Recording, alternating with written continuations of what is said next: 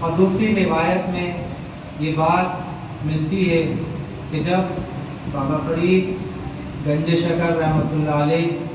تحصیل علم کے بعد اپنے پیر و مرشد خواجہ قطب الدین بختیار کاکی کوشی رحمۃ اللہ علیہ کی بارگاہ میں دہلی تشریف لے جاتے ہیں، تو دہلی میں حضور خواجہ قطب الدین بختیار کاکی کوشی رحمۃ اللہ علیہ اپنے مرید خاص سے خوب مجاہدے چلے کرواتے ہیں، اور سب سے پہلے آپ سے یہ فرماتے ہیں کہ طے کے روزے رکھو۔ طے کے روزے جو ہے وہ 3 دن کا ہوتا ہے۔ عام روزہ تو جو ہے طلوع فجر سے غروب آفتاب کا ہوتا ہے، اور یہ جو طے کا روزہ ہوتا ہے اس کی مدت 3 روز ہوتی ہے، اور جب مغرب کا وقت ہوتا ہے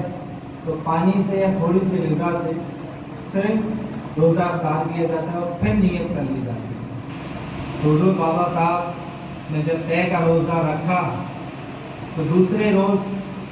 ایک شخص حضور کی خدمت میں کچھ روٹیاں اور سالن لے کے حاضر ہوتا ہے اور کہتا ہے کہ حضور اگر آپ اس سے روزہ افطار کریں گے تو مجھے بڑی خوشی ہے۔ تو بابا صاحب نے اس سے جو کھانا لیا اس سے چند رکنوں سے افطار کر لیا، بس وہ افطار کرنا تھا کہ اس سے پیٹ میں شدید درد ہوتا ہے اور اس درد سے آپ کو کیا ہوتا ہے اور وہ تمام کھانا پیٹ سے باہر آ جاتا ہے۔ اور پھر جب دوسرے روز آپ کے پیر و مرشد آپ کے حجرے میں تشریف لاتے ہیں تو وہ تمام واقعہ آپ نے بیان کیا۔ تو حضور خواجہ قطب الدین رحمۃ اللہ علیہ فرمانے لگے کہ فرید اچھا ہوا جو یہ کھانا تمہارے پیٹ سے باہر آ گیا، کیونکہ جو شخص یہ کھانا لے کر آیا تھا وہ شرابی تھا، اور اللہ کو یہ پسند نہ تھا کہ ایک شرابی کے ہاتھ کا کھانا تمہارے پیٹ میں جا کے جزء بدن بن جاتا، اس سے تمہاری روحانیت میں کمی آ جاتی۔ اور اب حکم ہوا کہ اب دوبارہ سے طے کے روزے رکھو اور افطار اس وقت تک نہ کرنا جب تک غیر سے کوئی غذا نہ آ جائے۔ اب تمہاری افطار کا بندوبست غیر سے ہوگا، کسی کے دیے ہوئے سے افطار نہیں کرنا۔ اب دوبارہ سے بابا صاحب نے طے کا روزہ رکھا، ایک دن گزر گیا، کچھ جو ہے غیر سے میسر نہ ہوا، دوسرا دن، تیسرا دن، اب 3 دن گزرنے کے بعد طبیعت انتہائی نڈھال کمزور،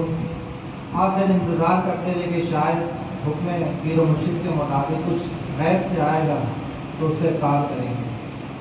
چوتھا دن بھی ڈھلنے ہی کو تھا کہ بابا صاحب کمزوری کی وجہ سے زمین پر گر پڑے، اور جیسے ہی زمین پر گرے تو آپ کا جو ہاتھ مبارک تھا یہ آپ کا زمین پر ایسے آپ نے پٹکا، تو جس سے چند سنگریزے، چند کنکریاں آپ کے ہاتھوں میں آئیں اور وہ آپ نے اپنے منہ میں ڈال دی۔ بس وہ کنکریاں منہ میں ڈالنے تھی کہ وہ شکر بن گئی۔ آپ نے فوراً اس کو تھوک دیا کہ شاید یہ کوئی شیطانی وار ہے، میرے شیخ نے تو کہا تھا کہ غیب سے تمہیں رضا ہوگی۔ پھر اسی کیفیت میں دوبارہ آپ کا ہاتھ زمین پہ جب پڑتا ہے تو پھر چند سنگریزے آپ منہ میں ڈال دیتے ہیں، اور یہ عمل 3 مرتبہ آپ کا، اور تینوں مرتبہ شکر بن جاتی ہے۔ جب تیسری مرتبہ وہ سنگریزے شکر بن جاتے ہیں تو آپ نے پھر اس کو تناول فرما لیا کہ یہی غیب سے رضا اللہ نے میرے لیے عطا فرمائی ہے، اور اسی تمام واقعے کو پھر اپنے پیر و مرشد سے بیان کرتے ہیں۔ تو آپ کے شیخ خواجہ قطب الدین بختیار کاکی رحمۃ اللہ علیہ فرماتے ہیں کہ فرید الدین تم گنج شکر ہو، بس یہ شیخ کا فرمانا تھا تو وہ گنج شکر ایسا مشہور ہوا کہ آپ جہاں بھی جاتے تھے لوگ آپ کو گنج شکر کہہ کے پکارا کرتے، اور آج تک دنیا آپ کو گنج شکر کے نام سے یاد کرتی ہے۔ تو جو یہ اولیاء کے زبان سے نکل جاتا ہے تو وہ قیامت جاری و ساری رہتا ہے۔ یہ ان کی کرامتیں ہوتی ہیں کہ جو وہ کہہ دیں جیسے فرید الدین شیخ فرید الدین اطار علیہ رحمٰن نے آپ کو فرید کہا، تو آج اصل نام